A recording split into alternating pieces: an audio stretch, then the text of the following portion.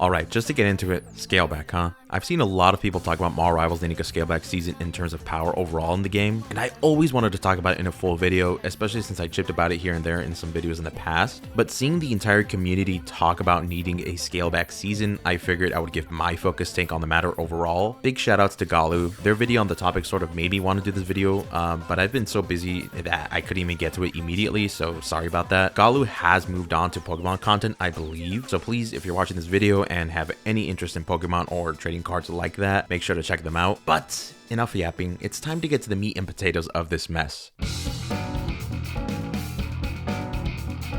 What do people mean by a scaleback season? So, the mass majority of the community refers to a scaleback season to be a season where NetEase decides to tone down the power and potency of every single character in the game. A lot of the sentiment seemed to stem from the initial sentiment people had early on in the game's life that buff everyone, or if everyone's broken, no one's broken. And I always thought that initial sentiment was silly. In fact, not to shame anybody, but I feel like that's the kind of take somebody who has zero clue in game development or game design has. As a developer, you want people who are playing your game to be having fun, right? In fact, you want them to not be having a miserable time, and definitely don't want players to be angry at the game from so much horse ass in said game. If you decided to adopt the, make everyone broken so nothing's broken mentality, then you're just kind of pissing everybody off. Like all facets of players from every corner, there's no joy or semblance of neutrality in that kind of design. Think of it like this. You need a haircut, but you only want to trim. You like your hair at a certain length, however, this barbershop only cuts your hair to the point where you're bald. There's no other barbershops around you, and you decided to go because you still want your hair to get shorter. Well, you find some semblance while getting your haircut that, eventually it'll grow to where I want it to be. No, you won't, because that's dumb. I mean, not as dumb as this terrible analogy, but yeah. Garbage analogy aside, there would be far more problems in just casting out player feedback and assuming that it's the best for everyone if everything is broken, because broken is just not fun to play against. Trust me, I miserably play certain games that I've loved legacy-wise and question myself every time I boot it up on why I'm even doing this to myself. I could have been a doctor by now if I turned that pain and suffering into passion and drive, but instead I go back to the abyss. Sorry, some baggage came out there a bit. Moving on. I know, another intermission. You guys are just like, oh, just get on to the point already, dude. But I wanted to take the time to appreciate you guys watching. Over the last few months since I've been posting a little bit more consistently, I know this year, the audacity for me to say that. I just want to let you guys know that I appreciate the support you guys have been giving me. And I wanted to remind you guys that if you like, share, and subscribe, it goes a long way. Even leaving a comment down in the comment section below goes a long way. And it encourages discussion, which I really like in regards to the games that I like, and Mortal Rivals happens to be one of those games, so voila. I really wanted to go full ham on 2026 when it comes to content creation, so I really hope you guys are enjoying the video so far, and I really do hope you guys stick around for the ride. I wanted to set up a little goal to where we hit 5,000 people on the channel by the end of the month, so if you guys can help us do that together, it would mean the world to me, and I would very much appreciate it. But anyways, that's enough yapping, and let's just get back to the video.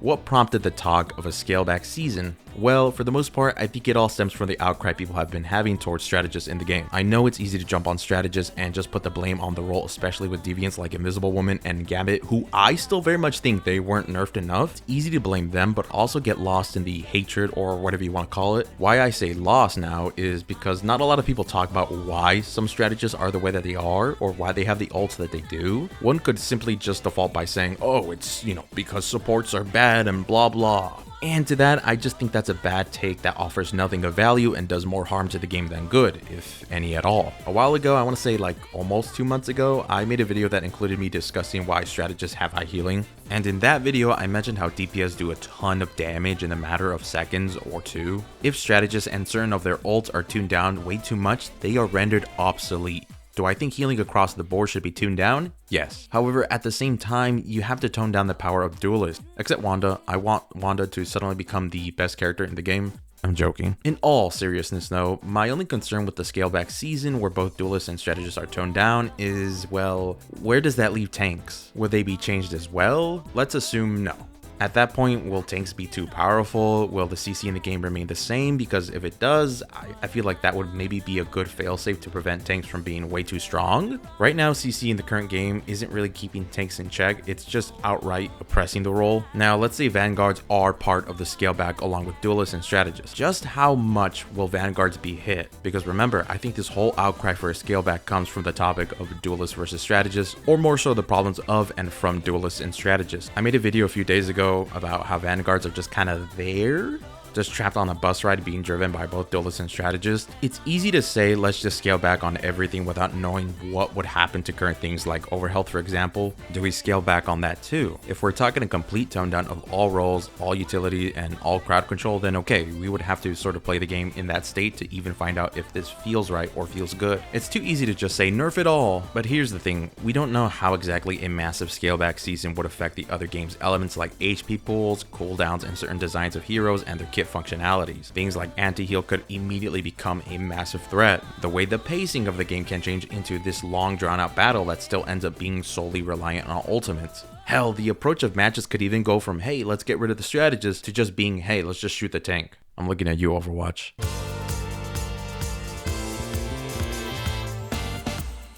Overall, do I think we need a scaleback season? Not exactly. I think it's important to take things one step at a time than just do this sudden huge change, because for all we know, nerfing everything could be more harmful than good and create this boring as hell of a game. If I were in charge of the balance, I would approach this in a multi-season way. I wouldn't have all the changes come in one season. I think it's important to take things one step at a time, like I said before. So this would mean like implementing incremental but noticeable nerfs throughout the game as the seasons go on, all within the fundamental plan of doing that entire scale back. That way, whenever you roll out a change, it's a lot easier and cleaner for you to understand what isn't working in the game and what is working in the game based on player feedback, rather than just dumping a plate full of changes to players. The first thing I would do in this hypothetical multi-season scale back is probably what everyone else is thinking, and this is to tune down the damage overall in the entire game. For example, if Punisher's single bullet is 18 damage, which I think it is, correct me if I'm wrong, turn that bitch down to 12. Okay, that might be a little bit too much, but maybe going from 18 to 14 damage per bullet may be a good start. And every other single character in the roster receive a nerf in that same vein. Now also, in that same rollout, you also have to nerf the amount of healing that there is in the game. I couldn't tell you the exact amount some strategists have when it comes to healing, but like the duelist and just damage nerf overall like I mentioned. Just start off by lowering the numbers within a pretty minor but noticeable amount, but I think in order for NetEase to identify like how much healing they should nerf, it all counts on the damage number that NetEase decides to scale back on. Otherwise you create this weird mismanaged imbalance of ratio, and that would honestly be even worse for the game. After that, in the following seasons, you just take the feedback of what players say based on the other initial changes, and then you go on from there on. I think cooldowns are the last thing NetEase should be touching. I don't think any cooldowns need to be shorter. I definitely don't think they need to be longer. Could you imagine Doctor Strange having a 50-second cooldown on TP? That would definitely be a choice, wouldn't it? The reason I say that is I just feel like people don't like long cooldowns in general. I myself personally don't as well. I think the cooldowns that they have right now in the game are fine. I think the next step after those general number changes that I mentioned earlier would be looking at the potency of said cooldowns, not necessarily the timer of the cooldowns themselves, but yeah. Now this begs the question, would NetEase ever do a scaleback season? Well, I don't think so. Based on their recent patches and the way they address certain issues and the lack thereof, I don't think they will even consider the possibility of a full scaleback season on duelists and strategists for a while. Even if the most die-hard god rank top players are asking for it, NetEase don't give a damn. Until John from accounting stops playing the game after work every few nights, until Rachel, the working single mother, stops buying Susan skins, NetEase will not prioritize what we, the most hardcore sweatiest of bitches, have to say until the Johns and the Rachels stop playing the game. They prioritize the experience of casuals right now. That is the way it is, and to be frank, that's the way it should be from a financial and business standpoint. After all, NetEase is doing this to make money. Marvel Games is doing this to make money. You don't want to potentially drive away a bigger portion of your audience for a smaller subset of players. Yes, me and you who queue up for comp every season, who want to jump off a bridge when you get one tank on the team, who hate the fact that you lose your rank up games, who knows it's a sell if you don't pick Doctor Strange in a last second overtime fight to TP. We are the minority here. Check Times Square right now.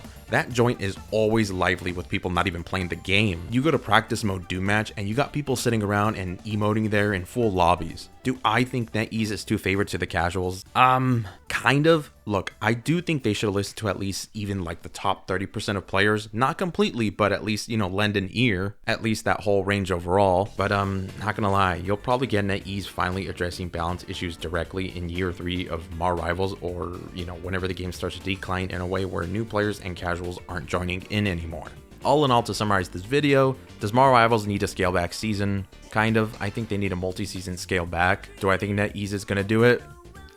Probably not anytime soon. Do I think the amount of damage and healing is too high in the game? Yes, I do. But here's a question for you guys watching. How would you guys handle a scaleback season for Mar Rivals? Would you guys do it all in one season, or would you guys take it in a multifaceted, multi-season format? If so, what steps would you do each season to, finally address the issues that people are having right now in the game? Please let me know in the comment section below. I really do go through reading them. I may not respond to all of them, but I definitely do go through reading them, and then it sparks conversation, which, is a good thing for the community. I feel like we don't have that enough, especially in a non-hostile environment, so I kindly do ask all of you to stay respectful and be kind to each other in the comment section below, because at the end of the day, we're all trying to just enjoy the game, So, just don't be a dick. Anyways, this is going to bring me to the end of the video. Thank you all for watching. Again, if you haven't, like, share, and subscribe. If you guys have been watching my content but are not necessarily subscribed, I would really appreciate if you guys do so right now. Like, come on, just do it. Come on, please. Anyways, this is Nen signing out. I'll catch you guys on the next one. Peace.